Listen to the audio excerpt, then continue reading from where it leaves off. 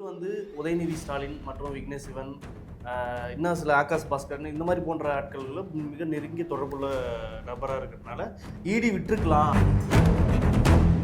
ஒரு உலகன்றது, ஒரு நாடுன்றது, ஒரு அரசியல்ன்றது அறிவியல் ரீதியாக எதிர்நோக்கி முன்னோக்கி எடுத்துக்கணும். ஆனால் இந்தியா போன்ற நாடுகளில் பிஜேபி போன்ற அரசு செய்கிறது பின்னோக்கி இருக்கிறாங்க. படத்தை பற்றி பேசிட்டு போவோம். அதை விட்டு திட்டம், வளர்ச்சி, அனுபவம், அவன் எதுக்குறான், இவன் என்ன எதுக்குறான், அழுகிறது, பொருளுறது, இது ஒரு வேடிக்கை வச்சிருக்காங்க தமிழ்நாட்டு. பெரும்பான்மையான மக்கள் வந்து ஒரு மொழியை பயன்படுத்துறாங்க. தொன்மையான மொழின்னு சொல்றதுல ஏன் நிதி ஒதுக்கலாம்ல? அப்போ திட்டமிட்டே இந்த மாதிரியான கீழடி விஷயங்கள்ட்டும், தமிழ் சார்ந்த விஷயங்கள்ட்டும், தமிழ் சார்ந்த வரலாற்று சாதனங்களும் திட்டமிட்டே மோடி அரசு வந்து தமிழ்நாட்டை வஞ்சிக்கிறது தான் தொடர் செயலாக இருக்கு அப்படின்றதுக்காக ஹிந்தி படத்தில் நடிச்சிடறாப்புல. அப்படி இருந்து இப்போ வந்து ஹிந்தி தெரியாது, இப்போதான் கற்றுக்கணும் அந்த மாதிரி சொல்கிறாப்புல. அதை எப்படி பார்க்குறீங்க? இல்லை, அது ஒரு பச்சை நாடகம்.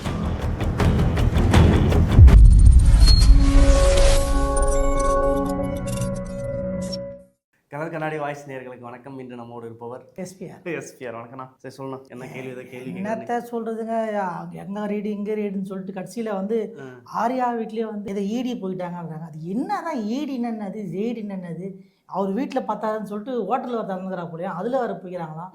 என்னதாங்க அது கதை தெரிஞ்ச சொல்லுங்க அது. ஆமாம், இன்னைக்கு ஏன்னா இப்போ பார்த்தீங்கன்னா தொடர்ச்சா வந்து ஆகாஷ் பாஸ்கரன் அப்புறம் பல்வேறு அரசியல் பிரமுகர்கள் தொடர்புள்ள ஆட்கள் வந்து ஈடி தொடர்ச்சி விட்டுட்டு இருக்காங்க.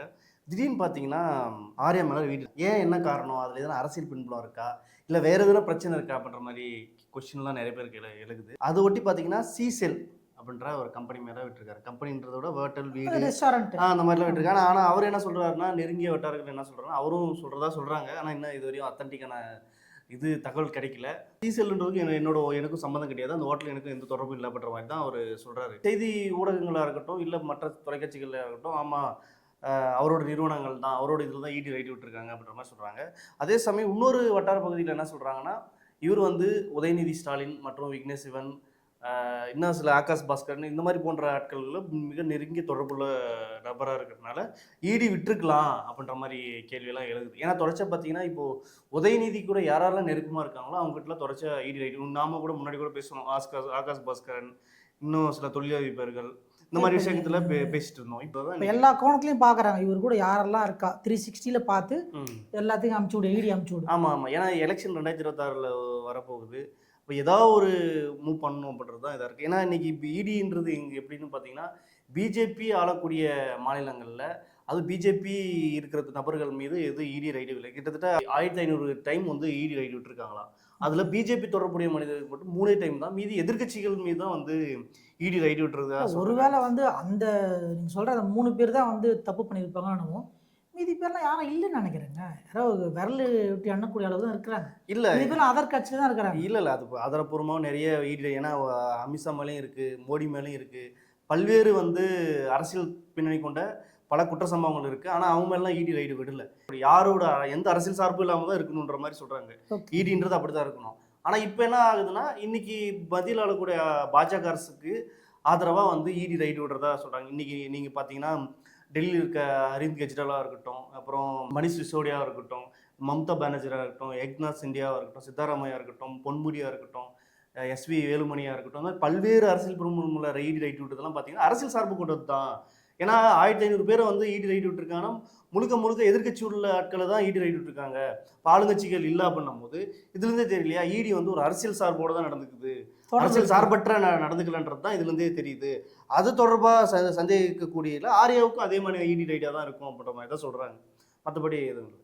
இந்த கீழடி அப்படின்ற இடத்துல வந்து திமுக ஆர்ப்பாட்டம் பண்ணிடுறாங்க. என்னத்துக்கு ஆர்ப்பாட்டம் பண்ணுறாங்க? கீழடின்றது என்னது ஏற்கனவே தெரியும், நீங்கள் கொஞ்சம் சொன்னீங்க நல்லா இருக்கும்.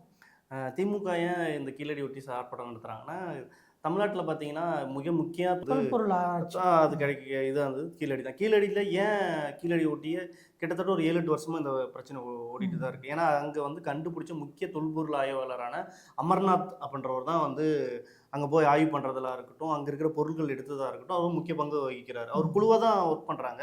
தமிழ்நாடு அரசு நியமிச்ச அடிப்படையில் தான் வேலை செய்கிறாங்க. ஆனால் அங்கே வந்து சுடுமண், அந்த குமலின்றதாக இருக்கட்டும், இந்த சில பானை ஓடுகளாக இருக்கட்டும், இல்லை கடந்த காலம் அந்த செம்புக்களாக இருக்கட்டும், இரும்புக்களாக இருக்கட்டும், இதெல்லாம் கண்டுபிடிச்சி எடுத்ததாக சொல்கிறாங்க. அது எடுத்து வந்து அறிவியல் பூர்வமாக வந்து சோதனைடுறதுக்கு ஒரு சில அறிவியல் உபகரணங்கள் அது இந்தியாவில் இல்லைன்றாங்க. அது அமெரிக்காவில் தான் இருக்குன்ற மாதிரி சொல்கிறாங்க. அப்படியே அதை போய் எடுத்துகிட்டு போய் கொடுத்தா இது எந்த நூற்றாண்டை சேர்ந்தது, எப்படி பயன்படுத்தப்பட்டாங்க, அங்கே இருக்க நாகரிகம் எப்படி இருந்தது, நகர நாகரிகம் எப்படி இருந்தது, மக்கள் எப்படி இருந்தாங்க, பொருளாதாரம், கல்வி, மற்ற வேலைப்பாடுகளில் எந்த மாதிரியான ஏற்றத்தாழ்வு கொண்டதாக இருந்தாங்கன்றதுக்கு அந்த பழமை பொருட்களும் பயன்படுறதா இருக்குது. முக்கியமாக தொல்பொருள் பயங்கரமாக பயன்படுறதா இருக்குது. அதெல்லாம் என்ன பண்ணுறாங்க, இதை வந்து முன்னாடி கிட்டத்தட்ட இது வந்து 7ஆம் கட்ட ஆய்வுன்னு சொல்கிறாங்க. கீழடியில் 7ஆம் கட்ட ஆய்வு முறைன்னு சொல்கிறாங்க. முதல் கட்ட ஆய்வு கிட்டத்தட்ட 3ஆம் கட்ட ஆய்வு முறை வந்து எடுத்துகிட்டு போய் அமெரிக்காவில் சோதிச்சிருக்காங்க. இது கிட்டத்தட்ட 3000 வருடங்களுக்கு முன்மையான அப்படின்ற மாதிரிலாம் சொல்லியிருக்காங்க முதல் கட்ட தகவல் படி. அப்பயே வந்து திடீர்னு பார்த்தீங்கன்னா பிஜேபி அரசு என்ன பண்ணுச்சுன்னா இதை வந்து இந்த கீழடியை வந்து இனிமேல் ஆய்வு பண்ணக்கூடாது அப்படின்னு முடக்கிட்டாங்க. ஏன் முடக்குறாங்க, ஏன் உங்களுக்கு அந்த அச்சுறுத்தல் இருக்குது அப்படின்னா நிதி கூட ஒதுக்கல. ஏன் ஒதுக்காங்கன்னா சிந்து சமவெளி நாகரிகன்றது திராவிட நாகரிகம் அப்படின்ற பல்வேறு ஆய்வாளர் சொல்கிறாங்க. ஆனால் இவங்க என்ன சொல்கிறாங்கன்னா சிந்து சமவெளி நாகரிகம் வந்து ஆரிய நாகரிகம் அப்படின்னு சொல்கிறாங்க. ஆரிய நாகரிகம் என்னென்னா குறிப்பாக வந்து இப்போ இன்னைக்கு இருக்கிற பார்ப்பனர்கள் கிட்டத்தட்ட ஐயர்களோட வரலாறு தான் அது தமிழர்களுக்கான வரலாறு கிடையாது, திராவிடர்களுக்கான வரலாறு கிடையாது அப்படின்ற மாதிரி பிராமணர்களோட வரலாறு. ஏன்னா இந்த இந்தியான்றது நாங்கள் வந்து பின்னாடி தான் நீங்கள் வந்தீங்க அப்படின்ற மாதிரி ஒரு கான்செப்ட் தான் இருக்குது. இன்னைக்கு இங்கே பல புத்தகங்கள் எடுத்துட்டோம். இன்னைக்கு அறிவியல்ன்ற ஒரு பாடம் வந்து தூக்குறதுக்கான எல்லா சாராம்சமும் எடுத்துக்கிறாங்க. இன்னைக்கு பார்த்தீங்கன்னா சவர்கர் வந்து அந்தமான்லேருந்து புல்புல் பறவை இந்தியாவுக்கு வந்தார் அப்படின்ற மாதிரிலாம் சொல்கிறாங்க. இது ஒரு அறிவியல் பாடத்தில் வைக்கிறாங்க. அதே மாதிரி மாட்டு சாணம் வந்து இன்னைக்கு பல மருத்துவ குணாதிசயம் கொண்டது, மாட்டு கோமியம் குடிக்கிறதுனால நிறைய பிரச்சனைகளுக்கு அது பெரிய மருந்து பொருளாக இருக்குன்ற மாதிரி சொல்கிறாங்க. ஆனால் இது ஒரு புத்தகத்துலையும் வைக்கிறாங்க. அப்போது இந்த மாதிரியான வரலாறு எடுத்து வந்து வைக்கிறதும் இந்த மாதிரி உண்மை சம்பவ அடிப்படையில் கொண்ட பல்வேறு வரலாற்றுகளை இருட்டடிப்பு பண்ணுறதாகவும் வேலையை வச்சுருக்காங்க. ஏன்னா வரக்கூடாதுன்றதுக்கு. ஆமாம். ஏன் அப்படின்னா இது சரஸ்வதி நதின்னு ஒன்று இருந்துச்சான். அது கிட்டத்தட்ட மனிதன் 1 லட்சம் வருடத்துக்கு முன்பாகவே தோன்றிச்சு அப்படின்னு சொல்லி 2000 கோடி வந்து பட்ஜெட்டை ஒதுக்கியிருக்காங்க அது ஆய்வு பண்ணுறதுக்கு, உண்மை அப்படின்றதுக்கு. ஆனால் அப்படி ஒரு வரலாற்று ரீதியாக பல ஆய்வாளர்கள் என்ன சொல்கிறாங்கன்னா அப்படி ஒரு சரஸ்வதி நதின்றது உலகத்தில் அப்படி ஒரு நதி இல்லை அப்படின்னு தான் சொல்கிறாங்க. கங்கை இருந்தது, காவிரி, யமுனா இருக்குது. ஓகே. ஆமாம். எங்க திடீர்னு சரஸ்வதி நதின்னு ஒன்று இருக்குது அப்படின்னு இவங்க ப்ரூவ் பண்ணுறாங்க. அதுக்கு 2000 கோடி ஒதுக்கியிருக்காங்களே. இதில் அமெரிக்காவில் இருக்கிற நிறைய நிபுணர்கள் என்ன சொல்கிறாங்கன்னா மாட்டு சாணத்தில் எந்த உபகரணங்களும் அப்படி மாட்டு சாணத்தில் இருந்தால் இருதய பிரச்சனை, இறப்புக்கான அடிப்படை வந்துடும். அப்படி யாரும் இப்படி மூட நம்பிக்கையான விஷயத்தை ஊக்குவிக்காதீங்கன்னு சொல்லி கடுமையாக வந்து உட்கொண்டு கொரோனா நேரத்தில் கோமியம் குடிச்சு நிறைய பேர் பாதிக்கப்பட்டிருக்காங்க, உடல் உபாதைகள் ஏற்பட்டிருக்கு, லூஸ் மோஷன் ஆயிருக்கு, இந்த மாதிரி இருக்கு. அது இதே போய் அறிவியல் புத்தகத்தில் வச்சிருக்காங்க. ஒரு சாதாரண ஒரு 3ஆவது படிக்கிற பையன் 2ஆவது படிக்கிற பையன் சிறு வயதிலே இதுதான் அறிவியல் அப்படின்னு நம்பிட்டு இருந்தானா அப்போ அவனோட எதிர்கால சிந்தனை எப்படி இருக்கும்? அப்போது ஒரு உலகன்றது, ஒரு நாடுன்றது, ஒரு அரசியல்ன்றது அறிவியல் ரீதியாக எதிர்நோக்கி முன்னோக்கி எடுத்துகிட்டு போகணும். ஆனால் இந்தியா போன்ற நாடுகளில் பிஜேபி போன்ற அரசு செய்கிறது பின்னோக்கி இருக்கிறாங்க. மனிதர்களை பின்னோக்கி மூளையை வந்து மங்க வைக்கிற செயல் அதை மாதிரி தான் பண்ணிட்டு இருக்காங்க. அதன் அடிப்படையில் தான் இந்த கீழடி வரலாறுன்றது எங்கே வந்து நாம தான் வரலாறுன்னு சொல்லியிருக்கோம். நாம தான் இப்போ 1 லட்சம் வருஷத்துக்கு முன்னாடி பிறந்துட்டோம்னு சொல்கிறோம். ஆனால் கீழடி 7000 வருஷத்துக்கு முன்பையானது அப்படின்ற மாதிரி சொல்றாங்க. பழைய தொன்மங்கள் பொருள்கள் இருக்குல்ல, இதை அனுப்பிட்டா இது உண்மை வெளியே வந்துடும். ஆல்ரெடி வந்து அந்த ஏற்கனவே சொன்ன மாதிரி இந்த இரும்பு நாகரிகம் 5000 வருஷத்துக்கு முன்னாடி வந்து தமிழர்கள் சொல்லிட்டாங்க. அதை எல்லாமே ஆனா இப்போ சில பொருட்கள்லாம் கண்டுபிடிச்சிருக்காங்க. அது இன்னும் பழமையானதா இருக்கு. ஏன்னா அப்பவே வந்து சமத்துவமான கல்வி ஏற்படுத்தியிருக்காங்க. ஆண் பெண் பேதமே கிடையாதான், கடவுள்கள் கிடையாதான், பொதுவெளியில வந்து மாமிச உணவுலாம் இருந்திருக்கு, நீ எந்த சாதி பாகுபாடும் கிடையாதான். அந்த மாதிரி தமிழர்கள் அப்பயே வந்து பயங்கர நாகரிகமா வளர்ந்துருக்காங்க. இந்த பொருட்கள் மூலமா இந்த தகவல்லாம் வெளியே வந்துற போது, ஆமா, நிரூபணம் ஆயிட போகுதுன்றதுக்காக தடுக்கிறாங்க. ஆமா, ஒன்றிய அரசு தடுக்கிறாங்க. ஆமா. அதே சமயம் நீங்க ஒரு எகிப்துலயோ ஒரு வந்து பிரான்ஸ்லயோ ஒரு ஜெர்மன்லயோ இந்த மாதிரி ஒரு பொருள் கிடைச்சா என்ன பண்ணுவாங்க? அவங்க தலையில தூக்கி வச்சு ஆடுவாங்க. ஐயோ இன்னைக்கு பெரிய அரிய பொருள்னு சொல்லிட்டு அந்த நாடே கொண்டாடுவாங்க. இன்னைக்கு நம்ம இந்த மாதிரி அங்க என்னதான் பிற்போக்கான அரசு இருந்தாலும் இந்த மாதிரி விஷயத்த அவங்க அங்கீகரிப்பாங்க. கண்டிப்பா. ஆனா இந்த பிஜேபி அரசு என்ன பண்ணுது, திட்டமிட்டே இந்த விஷயம் தெரிஞ்சிச்சுன்னா நாம தான் காலங்காலமா சாதி மதம் வச்சு அரசியல் பண்ணிட்டு இல்ல. மோடி அவர்களே வந்து பழமையான தொன்மையான மொழி வந்து தமிழ்னு சொல்லிட்டு உலகம் முழு சொல்லியிருக்காரு. அப்படி இருக்கும்போது அவர் இந்த செயலை எப்படி சொல்றது மட்டும் தானே. சமஸ்கிருதத்துக்கு 6000 கோடி செலவு பண்ணியிருக்காரு, தமிழுக்கு வெறும் 250 கோடி தான் நிதி ஒதுக்கிறாரு. சமஸ்கிருதம் ஒரு அழிய போதுன்னு பயப்படுறாரு போல. இல்லையே, அதனால யாரும் யாரா பாடப்புத்தகத்துல இருக்கா? இல்ல பேசல, யாரும் பேசலன்றதால அது அழிஞ்சிட்டு போகுது. குறிப்பிட்ட மக்கள் தாங்க பேசுறாங்க, பார்ப்பனர்கள் மட்டும் தான் பேசுறாங்க. அது கூட எனக்கு தெரிஞ்சு நான் பார்த்தது இல்ல, யாரும் பார்த்தது இல்ல. அப்போ ஒரு பெரும்பான்மையான மக்கள் வந்து ஒரு மொழியை பயன்படுத்துறாங்க, தொன்மையான மொழின்னு சொல்றல, ஏன் நிதி ஒதுக்கலாம்ல?